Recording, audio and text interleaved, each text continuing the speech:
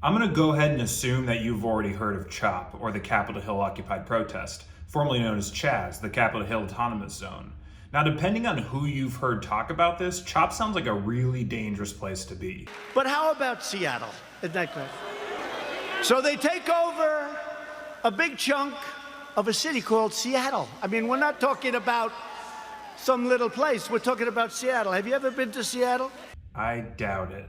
Now, I may be wrong, but it's probably better for us to just watch that disaster.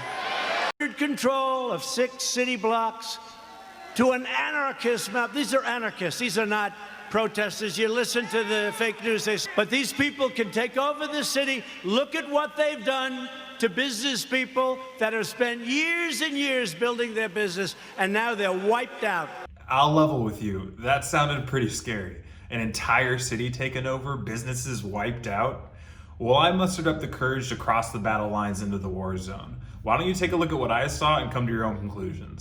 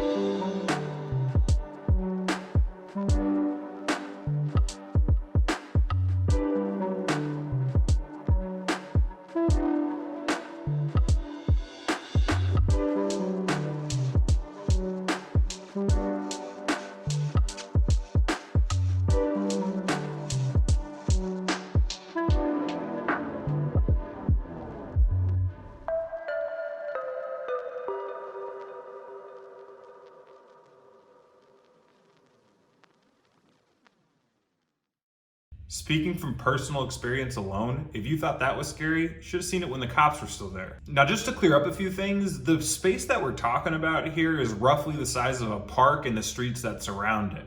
You can walk the whole place in less than 20 minutes. So this idea that they've taken over the whole city is an exaggeration to say the least. Second, the businesses are just fine.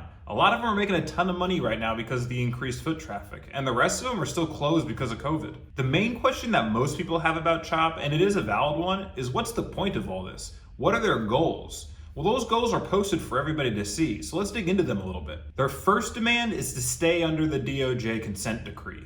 After the assault of Rodney King in 1994, Congress gave the Civil Rights Division of the DOJ the authority to sue local and state governments over patterns and practices of unconstitutional policing. After an investigation into the Seattle Police Department in 2011, the DOJ found a pattern of excessive force that violated the U.S. Constitution and federal law. The Seattle Consent Decree calls for the restoration of constitutional policing through extensive reforms of their use of force policy. The Seattle Police Department must continuously collect and analyze data that shows that it is staying within the requirements of this consent decree. Starting when Jeff Sessions became the Attorney General, the DOJ effectively lost all interest in ongoing consent decrees.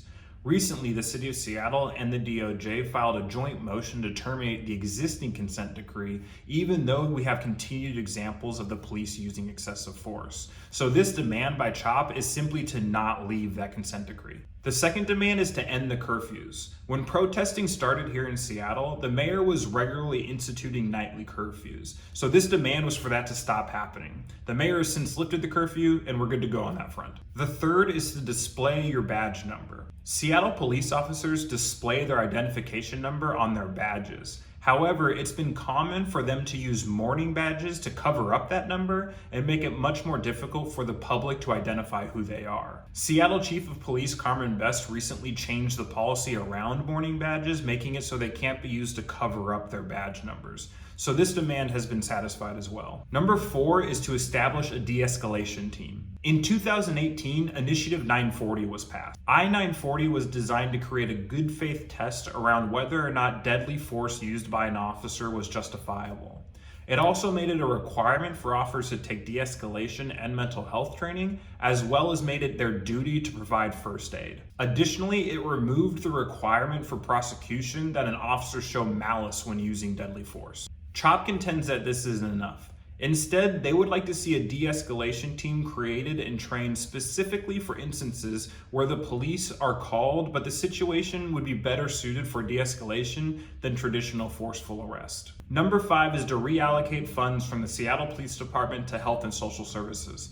This is really similar to defund the police, which we're going to go over more in depth next week. I want to be clear that I'm not 100% on board with everything that's happening at CHOP. On Juneteenth, they held something called Blackout. This was a pretty large space within CHOP where only Black people could go. No non-Black people were allowed, and this was ostensibly for Black healing. The only problem is that this space was bordered and enforced by a line of white people who were put in a position where they were basically deciding who was and wasn't Black. The optics of this seemed terrible to me. It basically looked like it only took them a matter of weeks to reinstitute segregation. I get what they were trying to do, but I don't really think exclusion is what we're looking for here. As a mixed person, this particularly kind of hit home for me, and I took it a little bit personally. I mean, are you saying that this is a space where if I were to bring my parents, my father and I could go in, but my mom couldn't? I was there with my significant other who's white, and if I wanted to go into the Black healing space, she would have had to stay out. That just doesn't sit well with me. When you're excluding my family, you're excluding me as well. It just felt counterproductive. So yeah, I was personally offended by that, but that's okay. I don't have to agree with everything that happens there. So is CHOP the solution to racism? No, of course not. They're not even really trying to be. But it's also not a dangerous anarchist hellhole that some people make it out to be. It's just an experiment. It's just a way that these folks have decided to exercise their right to assemble. And besides, it's Capitol Hill. It's always been weird. We've got to get used to seeing different things. All of us do. This includes the people inside of CHOP and includes the people outside of CHOP condemning it. It's okay to be weird. It's okay to be different. It's okay to have ideas. It's okay to disagree with them. It's okay to be wrong sometimes. I want to see more examples of us trying new things. And that's what I love about CHOP, at least in spirit. Sure, a lot of people would go to CHOP and think this is dirty, it's messy, it's chaotic. In a lot of ways, they'd be right. But other people go to CHOP and they say, hey, this is a place where I can exchange ideas, I feel safe, I don't have to worry about being normal or fitting in, and they're totally right too. Thanks again for making it to the end of the video. As always, comment below and let me know what you think about these ideas. Also, let me know what else you'd like to talk about so we can add it to the list. Like the video, subscribe to the channel, and share it so other folks can get involved in the conversation. Can't wait to talk to you next time. Come closer. It's love. It's all love. Come closer. I know you're tired of giving your all and feeling like you're never seeing progress.